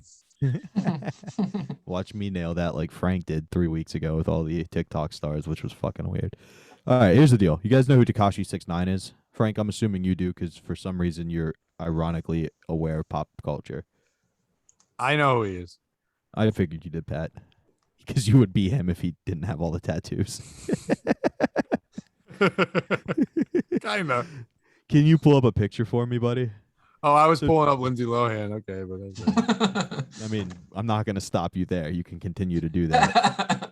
But so Tekashi 6ix9ine's a rapper, and what he did is he paid a blood gang, like a very ruthless section of the blood gang, money, and they like let him be in videos, and all of his videos are like, whole squad full of killers, I'm a killer too. Blat, blat, blat. And they're like driving through New York shooting guns. And he got famous off of shooting at Chief Keef, the rapper. And then eventually, like, they turned on him and were going to kill him. And so he snitched on him. But the way he rose to fame was through hiring this blood gang. What crew would you each hire to join a part of, or like to pose as a member of, for your 15 minutes of fame? Frank, you look disgusted by the question, so we'll go to you first. I checked out a long time ago. I'm tired. I mean, All right, this will be our last game. It's literally 9 p.m. yeah, but we started at 7:30. It's a long day. But to be honest, we all kind of slept through the first 30 minutes of the podcast. no, Oh, we were I all was concerned for your safety. I wanted it. Yeah, we were concerned, Bobby. Oh, I'm You good, were on guys. the I deep promise. edge. You were on the deep edge there. No, I wear my emotions on my sleeve. What's a Don't deep worry. edge? It's an edge. It's not deep. It's No, an no, edge. no. But no, what it's you're a- gonna fall off of is very deep. Fall Like off I was is right deep. on the cliff. Yeah. Right. It's not deep. Thank you, Bobby. It's a deep I river got you, underneath Frank. the edge. So, all right. Basically, Frank, it's if you had to join a gang or like hire a group to be a part of, to pose as, to become famous, who would you choose and what would your like path be? Like his was joining the gang and shooting at people and being a criminal. What would you Right. do? Because I feel like this applies to you because you did a lot of pranks for publicity's sake. Right. That's a tough one. I mean, if I had it, I'm fascinated by Billy the Kid and his gang that robbed banks, and I wouldn't mind riding in that gang Okay. and robbing banks in the 1870s, 1880s. You were a youth at the time, so you would have fit right in. Once Yeah. again, got to shit on the guy. No, we just bonded earlier. We're good, right, Frank? Yeah, I don't have a Bullying problem. him. I understand, Bobby. Yeah, we relate on a level. The Pat, deep who would you edge. join? Would it be TikTok stars? Wouldn't be TikTok stars. First of all, Billy the Kid. That was a gay ass name. Grow up and be William the Man. Enough. Enough cowboy shit, Frank. I always defend you, but cowboys are gay as shit. You're gay. Well, I would have blended in. I don't know. I would cowboy. have figured it out. I would have figured it out, Pat. I assimilate to the situation at hand. Gang would I choose? I mean, like the most effective one are the Nazis, but like, so I would just, but then I don't really know if I blend it. I kind of have a look, but I guess I could blend in. But I guess I'd go with, Now, son, I know you don't have a lot of options right now, but you could come in at Vice Grand Wizard with your looks yeah. and what we've heard you say on the podcast. Can you do your Tom Robinson impression again? All right, Dan, who are you joining and why? I don't know a lot about gangs, so I'm going with the Apple Dumpling Gang because Don Knotts the Apple is Dumpling. delightful. Don Knotts, he's You don't know who the Apple Dumpling Gang are? there's Yeah. Actually, I'm gonna be honest. I haven't seen that movie. I just like Don Knotts is he's a stand-up fella. Well, he's not part of the gang. Oh, I would no, join a screw the K-pop. Apple Dumpling Gang. I would join a K-pop group and just I watched so much Hey, them. K-pop this weekend. and just pay them to be like, hey, this is the fat comedian who hangs out with us. And I know I'm not really that heavy set. It's just in Korea, that's the standard. You're also fat for them. That's what I meant. Yeah. Well, this was a fun one.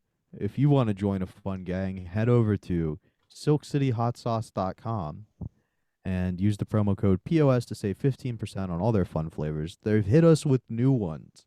They've got Erotic Fever. Give it a shot. Give it a review. It's good. Help it get up on the Google rankings so that when people are trying to find out why their penis burns after sex, they find this hot sauce and their life is better regardless. Because I don't know if they've done the scientific studies, but but I'm pretty sure it can cure anything that starts with a C, other than cancer.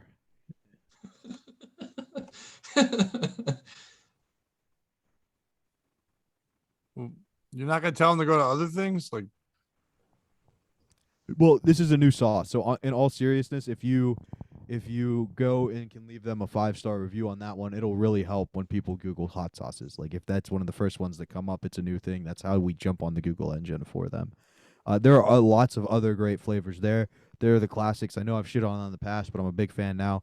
Chad Zumach's Mango Madness. It's great. Check out Aaron Berg's Badass Jew. Bobby Biggerstaff's Chipotle Barbecue Maple Infused. What the fuck? That's good. I've got it, that one. That's what I'm saying. Confuse your taste buds with deliciousness. Jesus Christ. Listen, Bobby Biggerstaff is not Biggerstaff anymore. He lost a significant amount of weight, and good for him. He made this hot sauce when he was at his heaviest. It is fucking good. Get on there, subscribe, POS. They'll send you something fun. That's promo code POS, as in please, oh my God, stop the suicide talk. And listen, like right now, I hate to say it, people get mad, but we're getting close enough to Christmas season. And there are people you want to get shit for, but you don't really want to buy anything for because you're like, what do they want? Send them like a 6-pack of fucking, they have them in 2-packs, 4-packs, 6-pack of all different hot sauces. That's a fun little gift. It's like, when you give an alcoholic like a 6-pack of different like IPAs, but you give some fat fuck some awesome sauces to put on. The artwork is amazing on there. Go check them out. I'm telling you, the dragon one, which is, it's a sleeper, but to me, that's the one they don't talk about enough because that's the first one, but it's awesome. I've sent a whole bunch of them and they're great. So go over to Some Say Hot Sauce, send them to your friends, send some to us. They're great. Send them to Tom Robinson. He'll be like, ooh, this is a good one. It's so cold it's outside, but I'm so warm on the inside. Look at my sauces. I hear he keeps it in his purse. Yep. Gay ass Tom Robinson. Dan, where can people follow you, love you, all that stuff? Where can you let people know when you're going to be my co-host? On site, motherfucker. I am at Ghosty Films on Twitter, on YouTube, Twitch, and then I'm Dan Brown Comedy on Instagram. I'm at Ghosty Films on most social media things. And this Saturday I'll be with you. Yes, you will. Now, Frank was yawning right through all your fucking plugs. So, Frank, you go ahead and plug your things. You can go plug in your CPAP and go to sleep. Right. That's right. I'll be at Comics Mohegan Sun on the 21st of October. And you can follow I will not be with you. Marty Caproni will be there. So, if you hate me, go see that. Yeah. Where were you going to be, Pat? I was not able to take the day off. I have some other personal things I have to do during the day, and therefore I only can take certain parts of that day off. Okay. And in the morning, I'll be needed elsewhere. Okay. Kind of like, I'll be in the same kind of situation as Tom Robinson. I'm not going to say anything else, but I'll be dressed a lot nicer. Bobby, go ahead. Check out the East Side Dave show with Roy Harder every Tuesday at 7:30 on Compound Media. Head on over to the Michael Gavin Ali show. Check it out. Tell us which one of us was funnier. Listen, I know I didn't come out strong tonight. I'm fine. If you really think I'm sad and need cheered up, it's boobs. Boobs are the answer. Or Lindsay Lohan. Yeah, but not her boobs because I've already seen those. If it's real, no, her real boobs. Trust me. Okay, like, well, not pictures. Someone send you the real Lindsay Lohan. Get Bobby a cameo from Lindsay Lohan showing her tits. That would be incredible. I don't think she'll do it, but get Bobby a cameo of Lindsay Lohan. Saying, don't kill yourself, Bobby. We love you. And I want to know that Bobby would jerk off to this. The worst part is she's going to be like, bring me a token of your affection. And it's just going to be Dan's head in a box and be like, she tried to take my place, babe. I thought you were going to bring her a black person. This is a token. Here you go. So that's all your plugs. This was a fun one, guys. I'll be at Comedians of the Compound Saturday, depending on when this comes out. Nice. And I'll be around the city, so let me know. New Jersey. Nice. And I know they're all over the place now. Normally we go out on my slogan, and we'll go out on the slogan, but we're also going to watch this Tekashi 6ix9ine video as a post-roll. Can I plug my shit? Yeah. I'm just letting everybody know. Stick around because you'll catch that at the end. Pat, plug your shit, baby. Talk that talk. I don't have much to plug. I just wanted to say that in a year of retrospect, where it was a tough year for me, and not as bad as the year before with the COVID started, but turning 47 tomorrow, I'm thankful for the three of you people.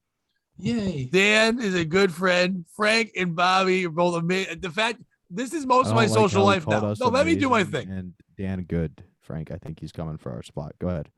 He's not coming for anybody's spot. He was around before you guys. He could have had it if he wanted. The fact is this. In a year where I had to like pull back and be less social and do less comedy and do a lot of things because I'm working and also like other problems in my life where I couldn't just be out there and do shit, having to deal with PTSD and a lot of garbage. This show has fucking really saved me and helped me. It's my outlet. It's the things I do. And I wouldn't want it any other way. I love my co-host. I love my announcer. I love our favorite guest, Dan. And I like the way the fucking show is. And I'm happy. And I hope people can do for my birthday. Go on the Patreon. That's what I ask. Do it for 1 month. It's only $3. Check out all the things we're doing. I'm putting all my blood, sweat, and tears into this more than anything else because I can't do his comedy as much. I have to work more, and a lot of shit's been going on. This is basically how my social life. On Tuesdays and Thursdays or Wednesday nights, this is how I talk and see people. And I appreciate your feedback and things, and I'm very happy with all that stuff. So just support what we do. And if you can't afford to do that, believe me, if anyone understands that, it was me struggling. Just go to the YouTube, subscribe there. We're about to approach 600 fucking subscribers. And we're at 582 as I look here. We started off with goddamn the beginning of this year, 100, and I think it was 83 is when we started doing this. So we're climbing. Get on there, watch, share. That's all I asked for my birthday. Thank you very much. Now let's play some bad music. And it's free to tell a friend. So just tell your friends. If you enjoy this show and it's something that makes you chuckle, find your favorite part and show them too. Spread that joy, because I know that's the thing that really actually makes Pat the happiest. He pretends like he's this grumpy old guy, but really, he likes spreading happiness. Spread it as much as you can. In the last year or so, I'm not a grumpy guy, and that's what I'm happy. No, I'm I a joyous fellow. You are actually a very person who likes to spread joy and happiness. So if you can't do anything, share our podcast, and if you can't do that, you know what? I want to date a girl named Joy so I can spread her legs and go, I'm spreading joy. That's all I want to do. Well, and then I'll put a hat on my dick. Joy. Put a hat on my dick and go, here's hat penis. Can we make that t-shirt, joy and happiness? Yeah, spread joy and happiness. Yes. I like it. All right, now let's play out to a song. And remember, if you can't join them, beat them, and don't. Wait, is he gonna let? Are we not gonna have the video if you do this? We're gonna have the video. All right. Don't be a piece of shit. We the fucking mob, nigga. These niggas bleed different. We don't bleed, nigga. We make niggas bleed blood. Wait, that's from To Kill a Mockingbird. I ain't heard of you. Get the fuck out my fucking face before I murder you. Bitch, niggas always drinking blood, but I know they fool. Whole squad full of fucking killers. I'm a killer too. Set it shot. We go now? That's it. Bye, everybody. Bye.